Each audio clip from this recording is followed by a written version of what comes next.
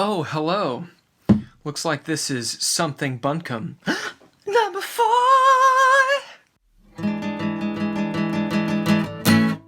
Alright, so, this episode is the DIY, right? DIY back of truck build. Bam. What the hell does that mean? I will tell you what that means. So there's this whole idea, I have notes again. I need them. If you're like me and you've been on YouTube here and there, you've definitely seen something called van life. Somebody buys a van, and there's a specific kind of van, right? The main one, shit, where'd it go? Ooh, right, is a Mercedes Sprinter. Costs like $35,000.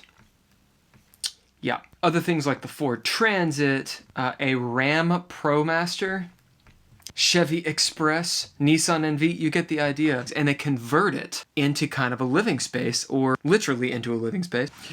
I said, oh, fuck that, and I'm going to use my Toyota 2002 Tacoma. Why in the world would someone like me wish to live in their car? I will tell you why. One, camping. I like the idea of being able to camp in my truck. Hey, you want to go camping? Sure. I don't have a tent. I don't have a tent. What? Just drive there in my truck. Sleep in the back. Ren fairs. I do Ren fairs, so it kind of makes sense. The COVID-19 chill zone. There's nowhere to go. But you can, like, hang out with your buddy, get your bottle of bourbon, or whatever, some beer, some whatever it is you drink, and chill out in the back of the truck. You pop everything open, the drawbridge. What the fuck? You pop open the back, doom, doom, doom, bam, you're hanging out. A sleeping arrangement. It's this idea of, oh, I'm at my buddy's and it's super late and my buddy lives an hour away. I don't want to drive back because I'm tired and I go to sleep when I drive too late at night. Sleep in the van for like, a couple hours. And then there's the whole, I want to move to LA in the next year and pursue acting. Because that's smart, but it has a lot to do with this video, as you shall see. Things to think about. Is it possible, and how much does it cost? That's pretty much it.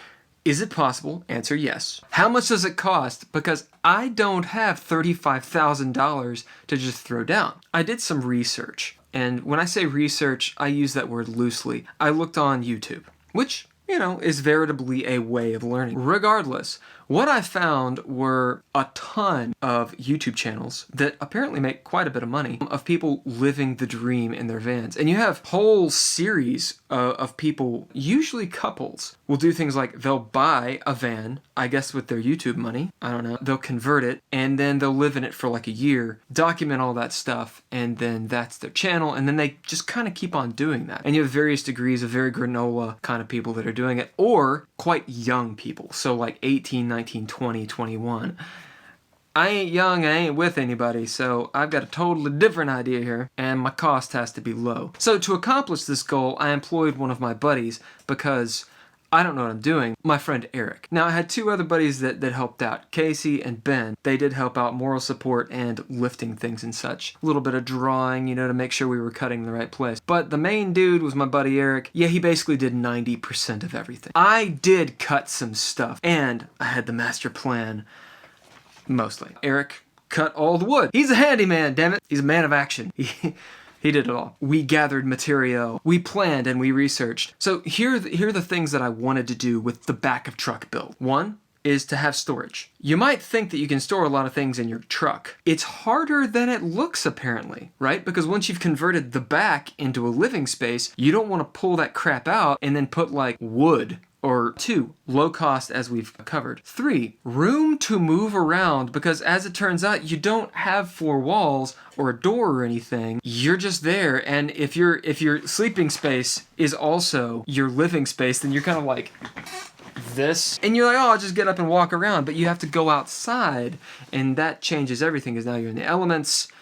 It kind of snowballs pretty quick. That was a pun. The 4th thing and final thing, the ease of setup. So for example, I didn't want to have to just every time I needed to do something, manipulate a bunch of heavy objects, or even worse, take out everything just to put it back in. It's like getting something lost in your backpack and you have to like dump everything out to find it, yeah, times the volume of your truck.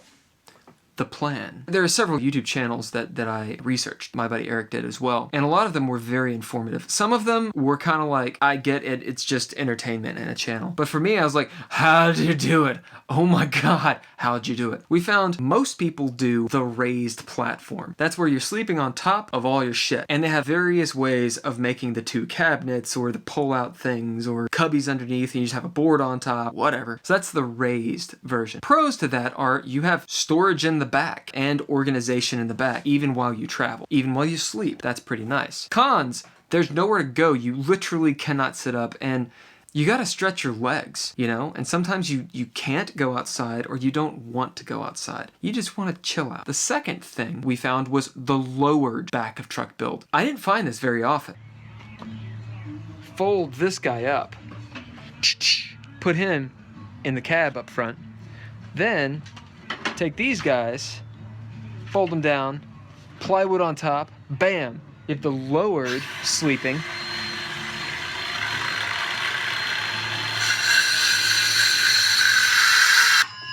a good thing I have on these safety goggles.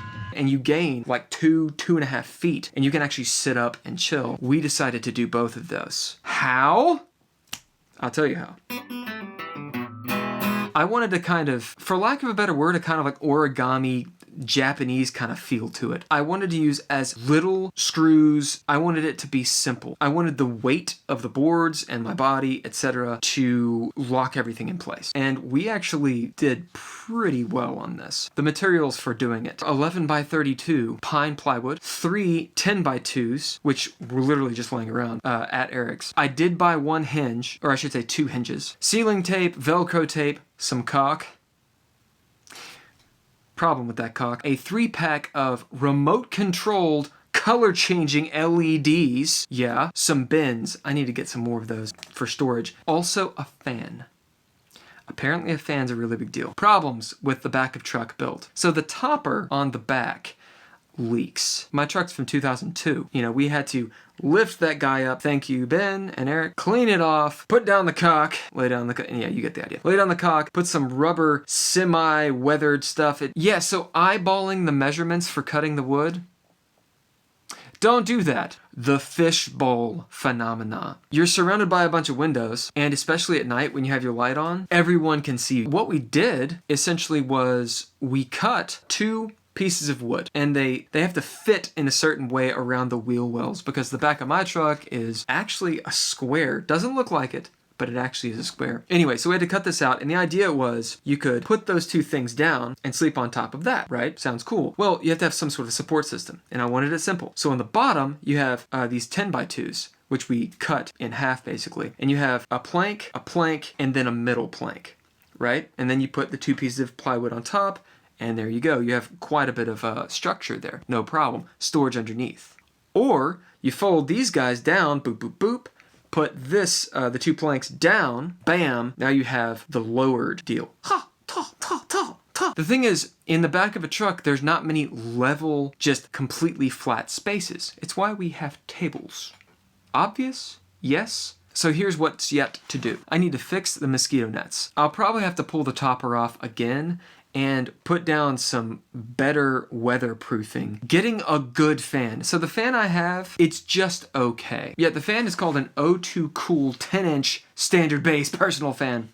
I need a better one. I need a suggestion for that. Curtains. So I'm currently sewing some curtains. It's hilarious to behold. And I'm using Velcro like it's my job to put everything up. So the curtains, the mosquito nets, the button lights, tank, tank, tank. Bins. So some kinds of bins, I need more bins. Because you just lose everything. Like everything is lost. Some kind of stove. I've been told to get the sort of 2-burner stove that uses propane. I'm debating whether to get that or get just a little super boiler thing. And obviously a true test, so taking it out for a week, maybe at the Red River Gorge, which in Kentucky we just call the Red. Taking it out there for a week, living it up, doing some bouldering, just seeing if it's miserable. Because if all else fails, I just fucking go to Miguel's, get some big pizza and a beers. hangout. Finally, do you all have any suggestions? Because I'm sure that some of you, do you all have any questions for me? Do you have any suggestions for me? What else can I do to this that doesn't spend a ton of money or require me to like be good at carpentry? Because I ain't. Any pitfalls? I'm going to be traveling from Kentucky. If you don't know where Kentucky is, look at a map of the United States. Go like this. Use your right hand to go, you're probably going to get pretty close. I got to drive to LA. Are there any cool places? I know there's like a northern route and a southern route and a corn route. Which one to do? What do you guys think? LA living. So I've heard tons of horror stories about LA. I am an actor. I'm going out there to continue to pursue acting. And I plan on having the truck as kind of a backup. There's a pun there, I think. Kind of a backup just so I'm not utterly worried about where I'm going to live. That's the plan. Ballsy, stupid, maybe, but that's what I'm doing. So if you have any suggestions, let me know. And I'm going to point at you like this.